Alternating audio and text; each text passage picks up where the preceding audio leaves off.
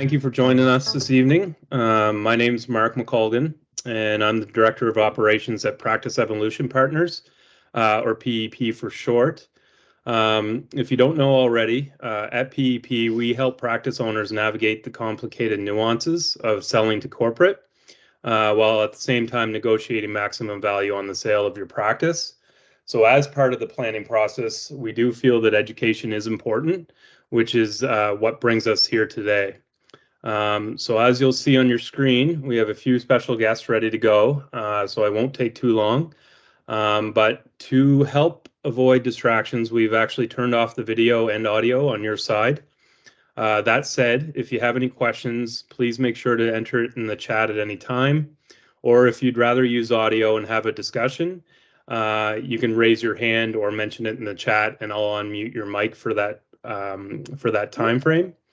We'll also have time at the end of the presentation, so you can save them for that time if it's completely up to you. In the next week after this, you will receive an email with your certificate of attendance, as well as a link where you can watch a replay of this webinar. For the certificate, I will be using the name that was entered during registration. So if you receive your certificate and if it's not fully accurate, please let me know, because that will help you with your CE credits.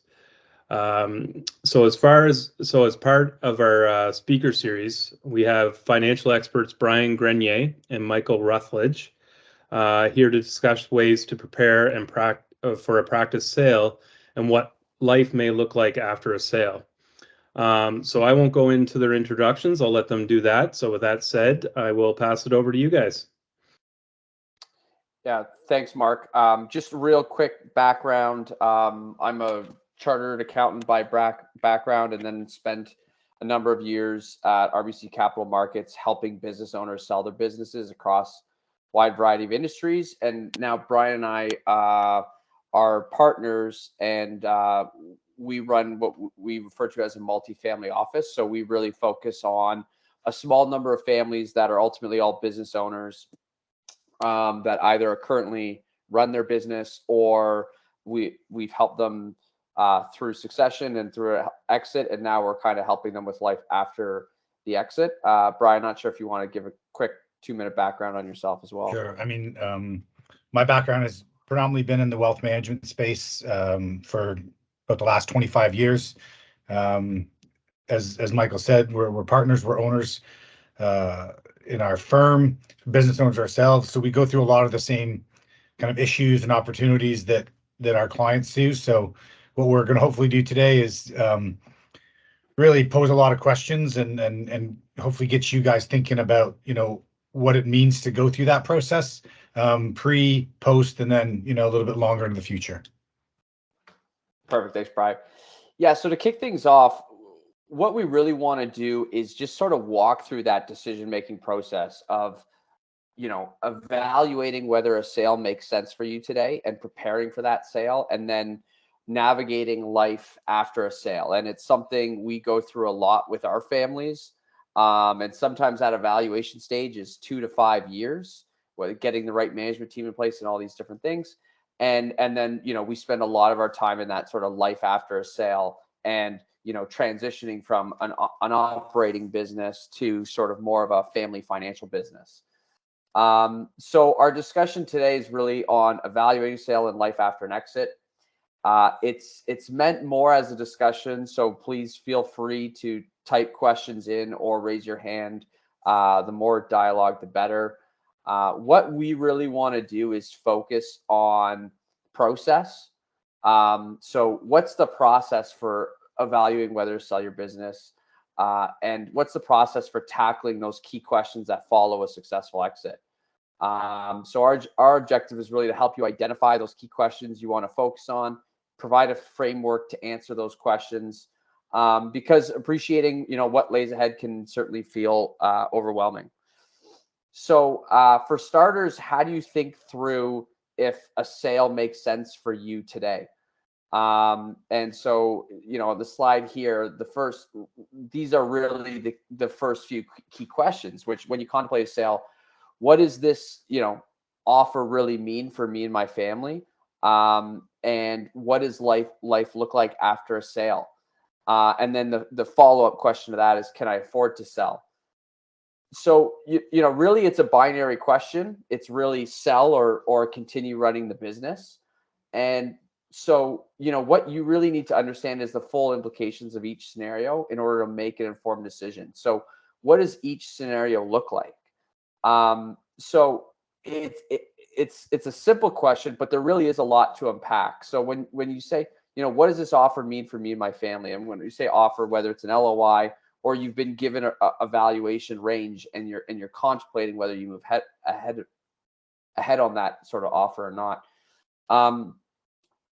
Obviously you want to get your hands around what are the estimated sale proceeds based on sort of an indicative valuation range. And, in this case, a normalized EBITDA. You also want to work with your tax accountants and really get a sense of the estimated tax owed on the contemplated sale and how it's structured. And there may be planning to do there. We'll get to that in a minute. But the harder question here is, what are all the things you want your capital to do for you after a sale? And we'll get more into that a bit later, but you kind of go through those different and then the last piece is just following the sale, modeling out a conservative return on that capital base. And so what we find is, very few business owners that are starting down this path actually go through the process of building out an illustration, of really modeling out what that looks like. After tax cash flows, building out how that capital base can grow, and then really modeling in all the things that you want to do with that capital over the next 3 to 5 years. And typically what we find when we do go through that exercise is that business owners are really surprised. They're really surprised by how the capital base can grow, all the different things they can do. And we get kind of eyeballs saying, do we really have that much? Is it really, generally worth this on a conservative projection in 3-5 years? Can it grow that way? But it's absolutely an illustration you need to go through in order to make that decision of saying, you know what, I can afford to retire. I can sell this offer, this LOI makes a lot of sense for my family and I. And then you want to take that illustration and compare it to, a hold scenario, which is, you continue running the business, receiving cash flow from the business, income, dividends, and then exiting, in 5-7 years from now. And then, you can really compare those two financial scenarios, and then of course, evaluate the qualitative aspects of time and, how you want to spend your time. And, is it do you want to move on and not work 5 days a week and those sorts of things? So that might sound very straightforward, but it surprises us and continues to surprise us how many business owners really don't go through that process. They see evaluation and the decision is based on that, but there's a lot more pieces to it and making sure it makes sense for the family. Brian, not sure if you wanted to add anything. Yeah, I just for us, I find that, kind of a couple of examples. So, we've had a number of people in similar spaces, whether it, I call them kind of professional, whether it's accountants or dentists or vets, where, there has been a lot of transactions going on in the last little while. And, we've had a number of clients who, after we go through this scenario, one comes to mind. There's, professional. He was like in his I guess early 40s, had a very good offer, wasn't contemplating sale at all. But when we helped him with the model, we modeled out sale, valuation was quite high. Running the business for the next kind of 5 to 7 years till he was, in closer to that 50 range, it just didn't make a lot of sense financially. The math actually worked out better for the family based on their structure and their tax for them to actually sell. We've also had the flip side where, if the valuation's not strong or some of the structures are not, tax is not, that it does make sense. So I think it's a key element. It really helps that, certainly that, that the financial decision, do I want to sell? Do I want to, stop working? That's a different discussion. But this is, I think, the first one you have to go through. So what does it look like? What does the next 10 years, what's the trajectory of my finances look like for the next, 5, 10, 15 plus years? Yeah, for sure. And and so the next piece to that is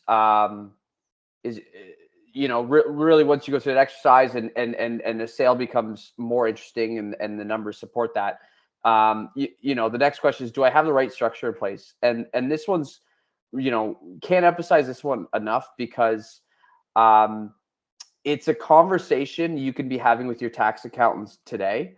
As soon as a sale is on your mind, you should be looking at structure. There's really no downside to looking at it early. If a sale's coming, you're going to want to do it. It's sort of a one-time thing. That said, there is downside of waiting too long. There's generally a 2-year rule in Canada. So anytime you do a tax reorganization, in order for it to be effective, it typically needs to be in place for 2 years before a transaction takes place. And I want to emphasize that because, Brian and I in the last 2 years have seen a few families, great transaction. It made sense for them from a valuation perspective.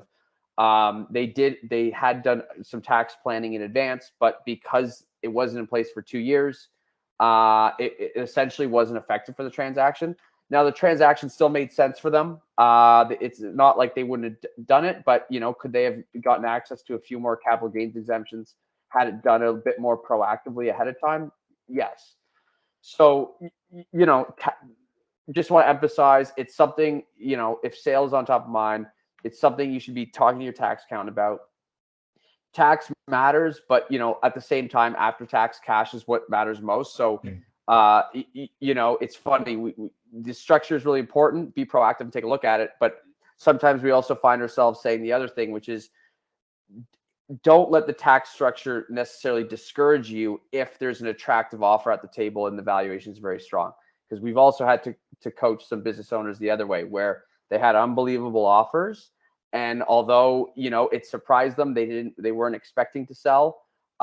We ran the math, and the math still strongly supported to sell because of the multiple they were getting. So it matters. Be proactive about it. If it's in place for 2 years, you should be well set. And one of the things you want to look at in Canada is getting access to capital gains exemptions in the family, but at the same time, letting tax dictate when you sell is also a bit of the tail wagging the dog. So it's an important piece to look at and be proactive on. The last question we sort of have here. Yeah. So I was just going to jump in on the tax structure. What we also have found in, I think, since the beginning, business owners tend to focus on their businesses, and sometimes they do the easy thing, whether it's a building inside of an opco or they, passive assets sometimes end up. So I do think that if you are contemplating a sale, yes, the capital gains exemption is nice if we can access that, but also, making sure that the business is as pure as possible. Sitting down with your professionals, or, if we're happy to look at a structure if anybody wanted us to, and, identify, where are some of the issues, the opportunities, to, make things a little bit better or enhance the situation. Sorry, Michael, I didn't mean to interrupt. Yeah, no, it's a great point. The purification is an issue that comes up a lot when we see other passively held assets in the company that is being sold. So that's another strategy and perspective you certainly want to look at. The last point we have here is certainly a more minor point. Do I want to participate in any equity structures? We included this because understanding this presentation is more geared towards dentists and vets, and it's quite common in those consolidator spaces that a buyer will offer a seller to participate in equity structures. I know the VEP team is well versed to advise you here, but what we would always say is, independent of your sale transaction, would you be a buyer at that valuation for those dollar amounts? And what we typically find is that the answer is no. For example, a vet wouldn't be investing 10% of their net worth in one private business in a normal situation. So why would you do it here? That's a bit of the logic we would ask our families when they're contemplating this sort of equity structure. Is it something you would do completely independent of this transaction? So just another quick point there. So again, we want this to be fluid. So any questions on sort of the process of evaluating a sale and what information you want in order to understand and make a decision, just feel free to type or put your hand up, and we're happy to answer those. But really the takeaway here is when making a decision, you really want to try to have a very clear illustration of both scenarios, so that you really understand the implications of the offer that's in front of you, and then you weigh that along with qualitative factors when making that decision. Brian, you want to jump to the next slide here? Yeah. So Sorry. yeah, Life after. so life after an exit. This is where things get a lot more interesting, especially for the business owners that have been business owners for 30 plus years, and you have to start transitioning from operating business of a dentist or vet practice to now a family financial business, and that's a pretty significant paradigm shift we find. So first and foremost, the sale process is typically quite lengthy and can be quite exhausting. Um, everyone's experience is different. It could be 6 months, it could be 12 months. Um, an advisory team can really help minimize that and take the brunt of the work there. But certainly you'll be relieved when it's over, but also potentially overwhelmed by the next sort of mountain of questions that need to be answered. So, our number one recommendation for business owners following a sale is to take a break, take a pause, take a vacation, take time off. It's a exhausting process to go through, and we generally find the biggest mistake we see is people feel like they need to make big decisions as soon as the business is sold. And our general recommendation is to pause and don't make any decisions for the next 3 to 6 months. It's a transition stage, and there's a lot of planning that needs to be done before implementation. The other challenge, which sort of feeds into that problem, is we generally find the wealth management industry is very product focused. We sort of make a joke, it's the ready, shoot, aim approach. Let's just invest the money and then we'll figure out the plan later. And we've seen that create a lot of challenges down the road. The other, since we do have dentists and vets here, the other sort of analogy we make is, when we see this, it's like going to the doctor's office and saying, just give me the prescription, give me the medication, and then we'll diagnose the problem down the road. No one would do that. They know it's crazy. So why do we see it so often in the wealth industry? So we can't really stress this enough is, when you sell the business, slow down and take some time to figure out what your family really wants to do. And we're going to bring up some of the kind of key questions we think you should go through the process of answering as part of this planning process. So, really what we're saying here is plan, then implement. And there's a lot of reasons why it's so important, but ultimately it's about making sure the structure, the tax planning, the implementation, the team, the investments all make sense in one cohesive strategy that actually achieves what you want. Because once it's implemented, it could sometimes be quite difficult to unwind and get out of.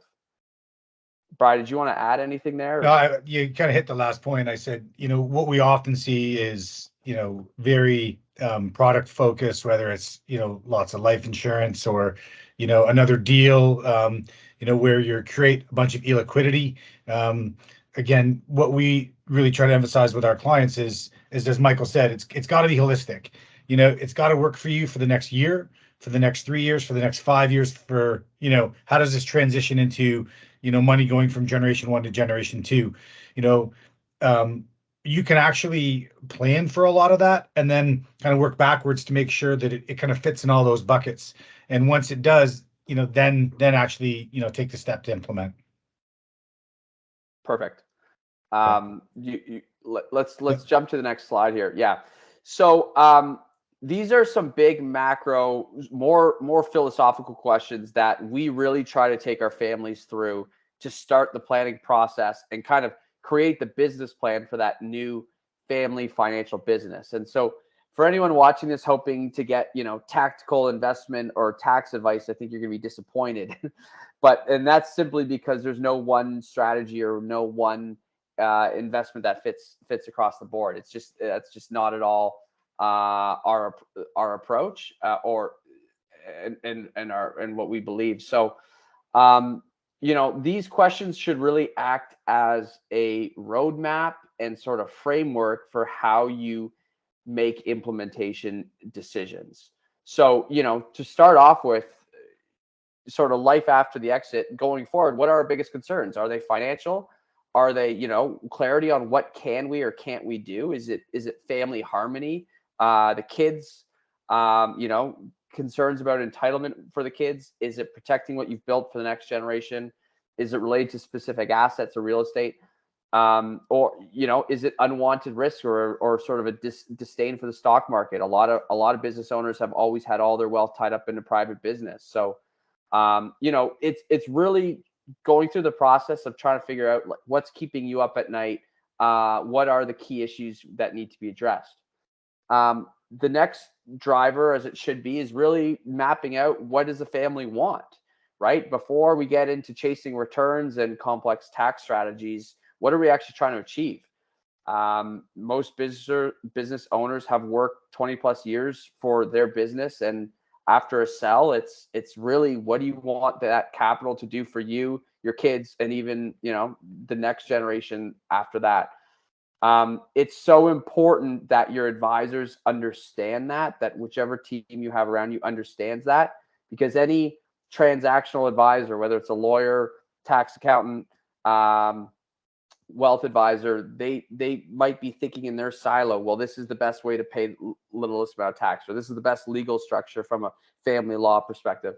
But if it's not tying to what you actually want to do and what you want to see the money do for you, it really doesn't make sense. So getting clear on that and communicating that to your team is crucial.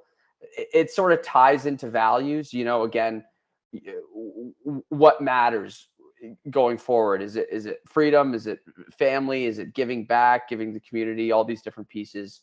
And then, thinking about what help do you need to get there? Like, what's that kind of team? And we have, we refer to this kind of as a family enterprise, and it's, you need to build your trusted team of advisors, whether that's, a tax accountant you've had for a long time or new advisors you feel like you need to bring in. That's really important to sort of get clear on upfront early. And then who should be involved in the decision-making process, both between your advisors and more importantly, within the family. Bri, anything you want to add there? I think that this piece has really evolved in sort of the wealth management space or the multifamily office space. Traditionally, it was really kind of numbers based, and that's kind of how our industry has always run. But I think that that's changing. It's really coming at it from that top down approach first, that 40,000 foot level, and go. Involving more of the family members depending on their ages. Obviously, the clients direct that, but we have kids sitting on foundations, and we have planning for a child maybe working in the United States. So a lot of these kind of decisions, it's conversations with the advisors, with the family, and the other kind of professionals to make sure that you can kind of achieve what you want to achieve. One of the questions I think Mike had on the slide that we use quite often is in post sale, we say, explain to me what life looks like in 5 years. Like, where are you? Are you wintering in Florida or California, and once you kind of create that kind of picture of what does your life look like or the family's life look like in 5 years, you can kind of work backwards, and I think it helps with that A to Z kind of transition. Any questions or comments? Maybe let's dive in a bit deeper onto some of the concerns we see most frequently, Bri. Okay. Yeah. Do you want to start, Bri? Sure. So I think that once we determine, that it's financially sound for this to happen, question one kind of usually is a little bit kind of financially driven. I think then it really, for us anyways, it dovetails into, what does this mean? What type of wealth is this?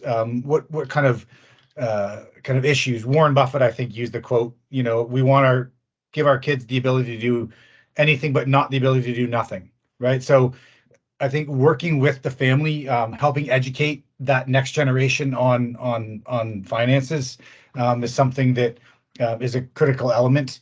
Who is going to help you with that transition, that estate plan, which we haven't talked about yet, but it's also a kind of a key element.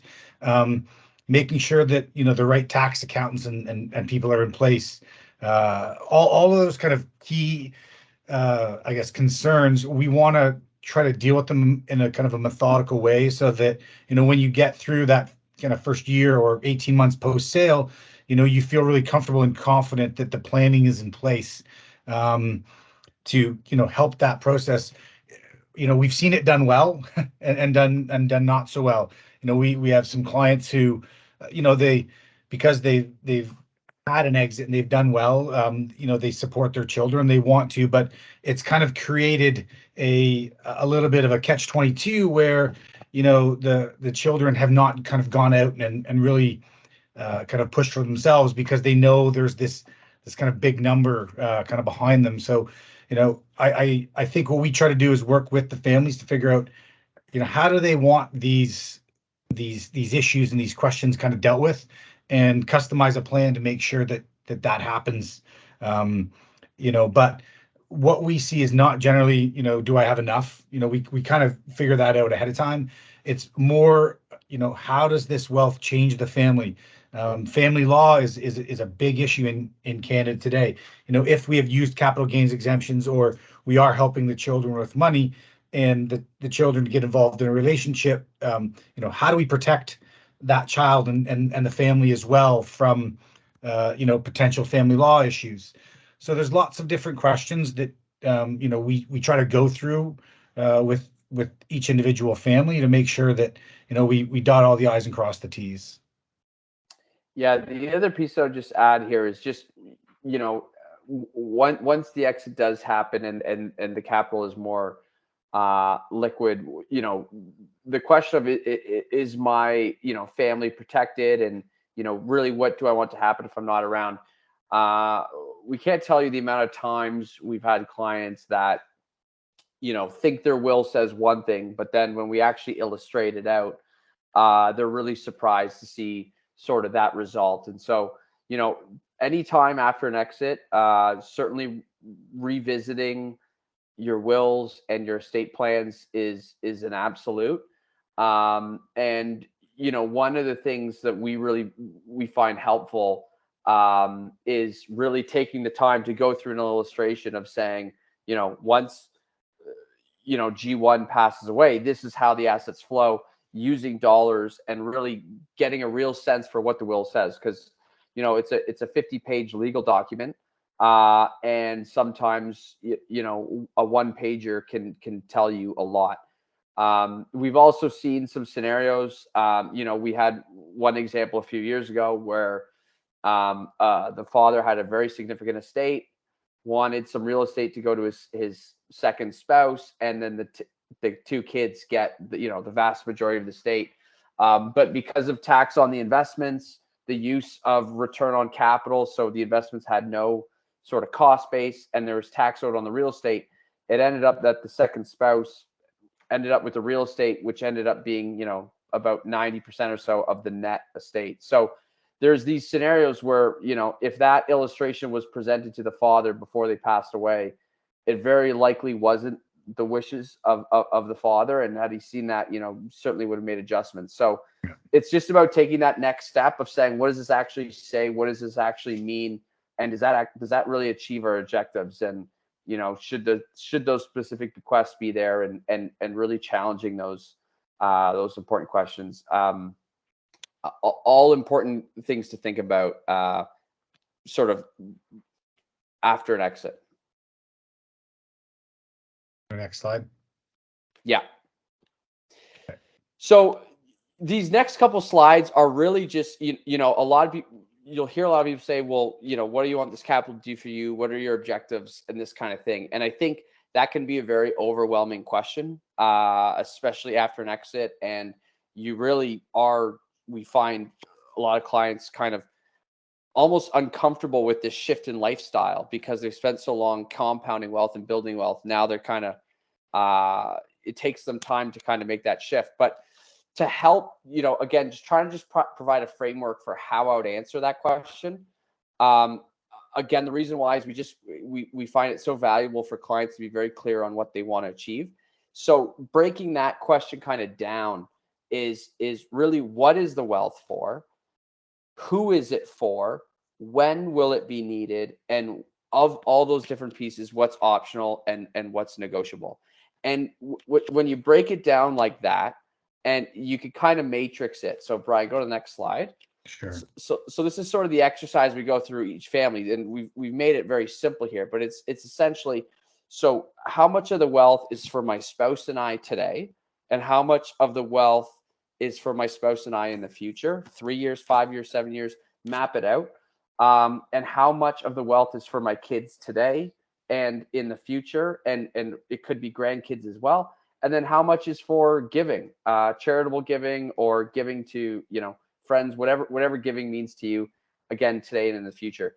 And really, this is helping you sort of build a matrix, and essentially you're taking the same approach a pension plan would take in kind of mapping out your known we'll call liabilities, which is, this is what I want the funds to do for me, and then again kind of tagging as what's optional and what's non-negotiable.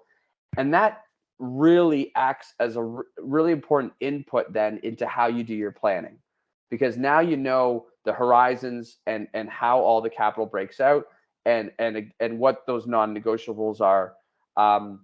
So again, we just want to provide that framework, because sometimes people can ask, like, well, what do you want to do in the next 3 to 5 years? And that could sound pretty vague and a difficult question to answer. But breaking it down this way into pieces, we find quite helpful. And then that can also kind of tie into the estate planning, say, well, this is how we mapped it out, and this is, what it looks like in different scenarios. Yeah.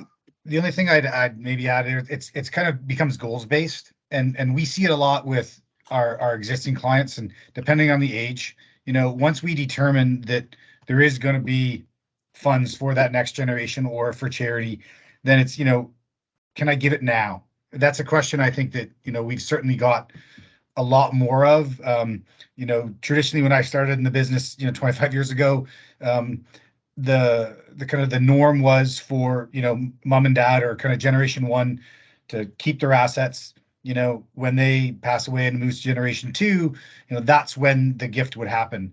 But quite often generation two is in their 60s at this time, and maybe don't need that capital. So we're getting a lot of questions and a lot of kind of planning opportunities to pass money intergenerationally while they're alive, and maybe it's even in generation three.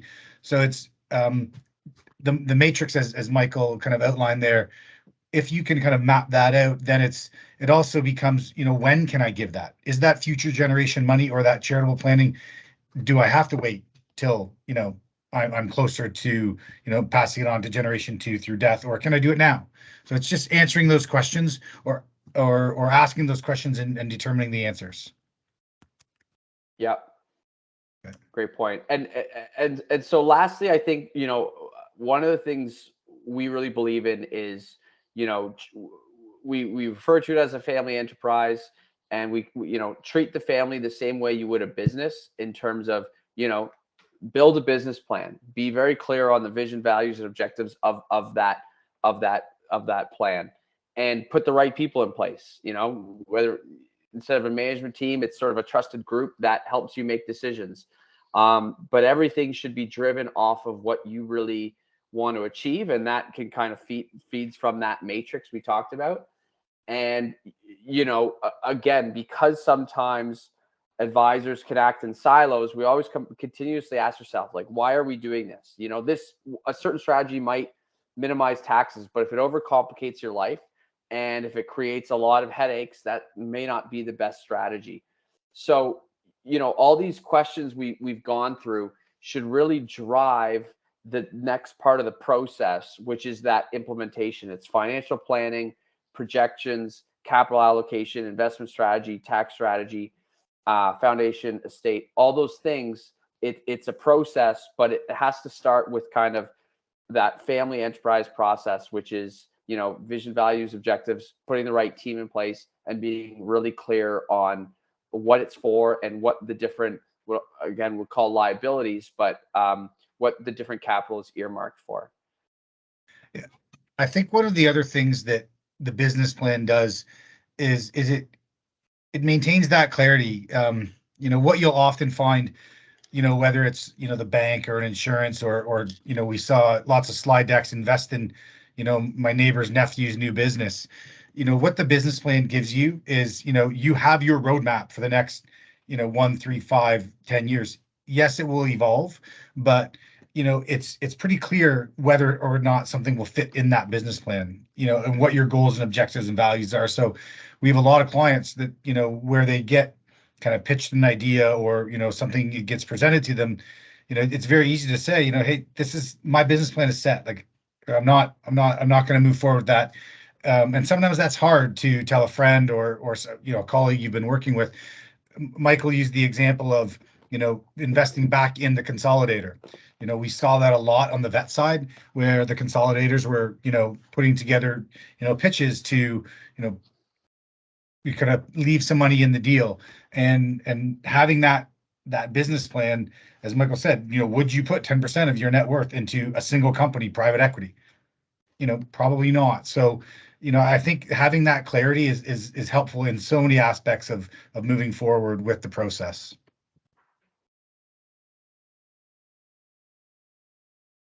You want me to go next slide, Michael? Sure. Okay.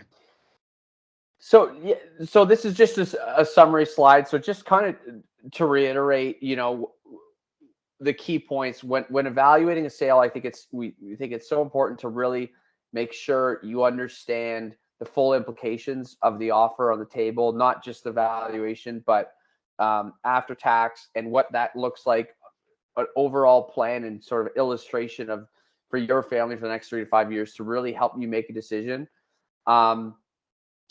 Following an exit, our number one recommendation is slow down, really just pause and don't make any big decisions for the next 3 to 6 months. And then take that time to start really understanding what are my big concerns and what are those core objectives? Who's the money for? What's it for? When? What's optional? What's non-negotiable? And take the time to map that out, and that should really be the core inputs to building a really comprehensive business plan for what it will now become the sort of financial family business. And everything you do should really be able to tie back to those key pieces. So that's all we had for our presentation today. Certainly happy to answer any questions if there are any on any of those pieces, or talk further about any points if anyone has anything.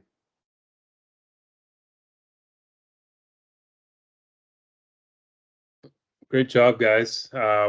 While we wait here, if we have some questions coming in, how does one get a hold of you guys?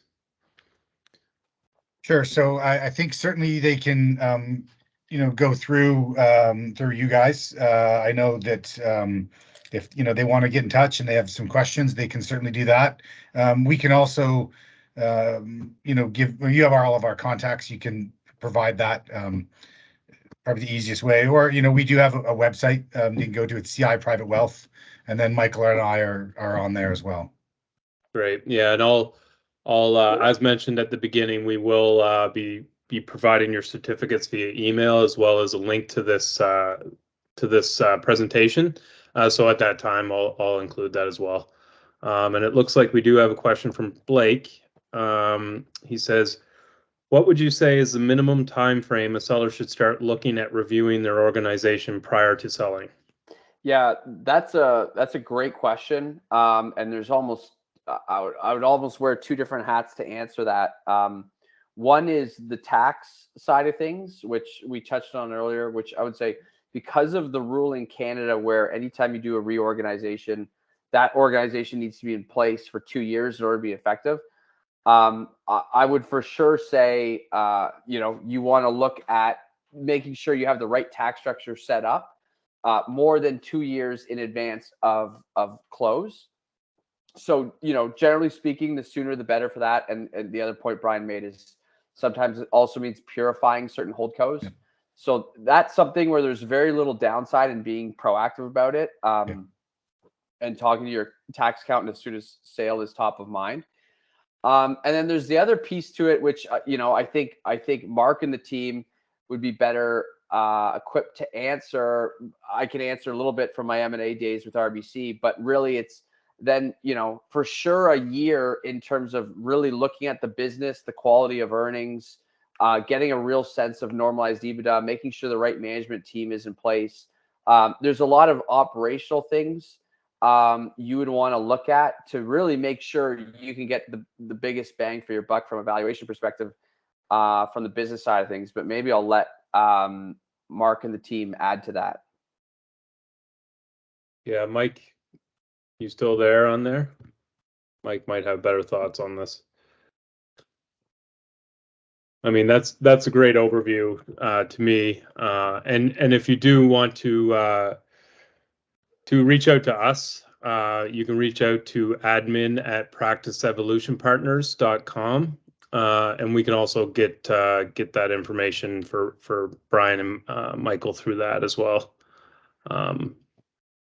Yeah, I don't think we got Mike there. So Yeah, I can jump in. I just think you want to put your best foot forward. So, you don't want the potential buyer, I mean, listen, we see it all the time in different businesses, the extra dinner or, whatever expenses run through, depending on the aggressiveness of the account, you want your math to be as clean as possible.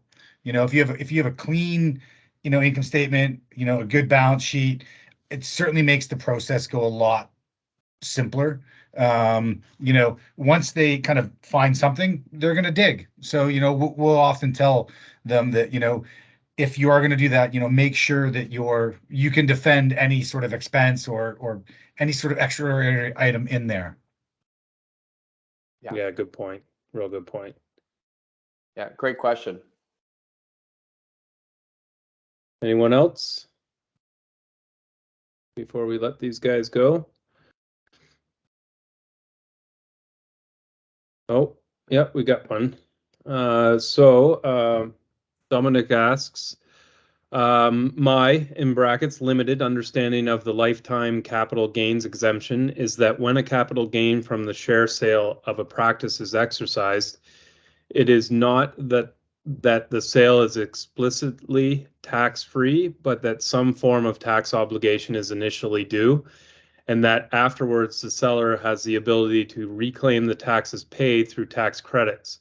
Could you guys provide any commentary on this topic, as well as to clarify any inaccuracy in what he's saying?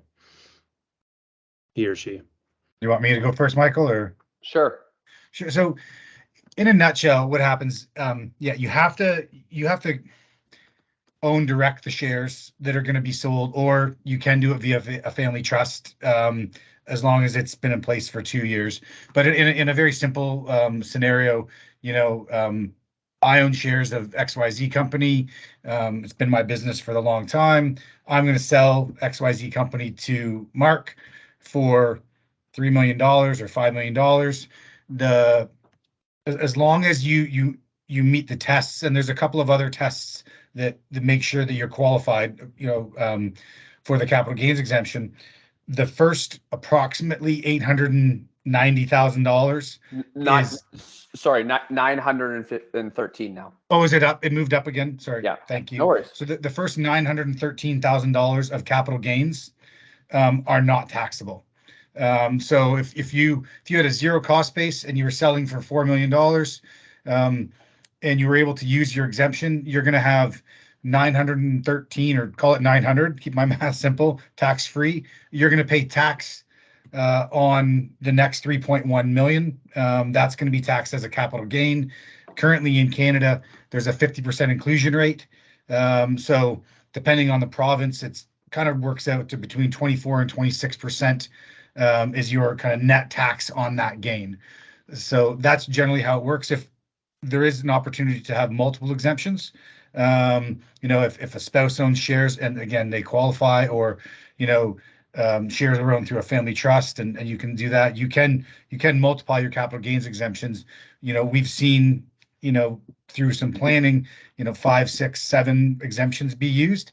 The one caveat there is if you do use somebody's exemption, I use my child's exemption, for instance, that money is theirs. So on their tax return, they're going to claim a capital gain, and there's going to be some alternative minimum tax, a few kind of nuances, but that's an obligation to them. So whether it's through a trust or direct, that capital is theirs. So that's one thing that we find a lot of tax kind of accountants. We actually saw one family trust planning that they had, I think the number was 52 people in their family trust as potential beneficiaries. And forget about the nightmare of trying to administer that family trust. But 52 capital gains exemptions, yes, you can use them, but there's an obligation to give them that money. So that was something that wasn't really explained to them. There is no gift back. You could do it over time, but there's something the CRA looks like. If it's not a real transaction, they're going to actually come after you. So we want to be as clean as possible in that scenario. Yeah, so I think the summarized answer is, certainly the lifetime capital gains exemption is absolutely a major tax benefit, and if you and your spouse hold a company and are both eligible for it, it is a pure tax savings. To Brian's point, there's opportunities to tax planning you can do to use more beneficiaries' lifetime capital gains exemptions. But with that comes the very real obligation that the money is legally theirs. Or at least the taxable portion. Yeah. That's great. Anyone else out there? Dominic, hopefully that answered your question. Yep, thanks so much. All right, guys. Well, we're coming up on an hour here. So I think if we don't have any questions, we'll stop it there. I do want to thank you guys. That was great. And just to reiterate, we will have this this presentation on video. Once we get it all edited, I will reach out to everyone with their certificate for their continuing education points, and also I'll have a link to that there.